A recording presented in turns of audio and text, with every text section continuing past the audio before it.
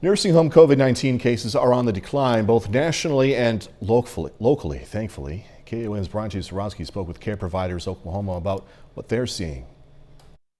Nursing homes across the country are seeing a decline in COVID-19 related deaths. According to a report from the American Healthcare Association and National Center for Assisted Living. The organization says there's been an 82% decline since December of last year. Stephen Buck, president of Care Providers Oklahoma, says we're seeing the same thing regionally as well. That's correct. The data we're seeing here in the state of Oklahoma is mirroring that trend line that you saw in the national release today. Data released by the Oklahoma State Department of Health shows that in a week period in February, there were only 39 new cases.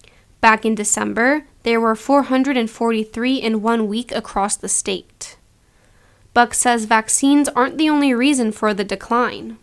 I think vaccine is important, but I would also share with you that the frontline heroes who have been doing this work, their infection control protocols, our understanding of how to do mitigation as effectively as we possibly can. According to the CDC, around 80% of residents in long-term care facilities have received the first dose nationwide. In Oklahoma, they say most facilities have held at least one clinic.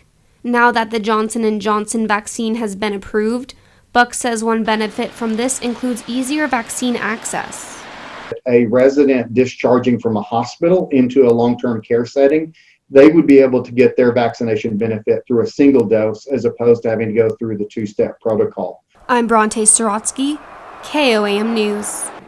Buck adds that anyone in a nursing home who missed out on getting their vaccine or didn't originally want one will still be eligible.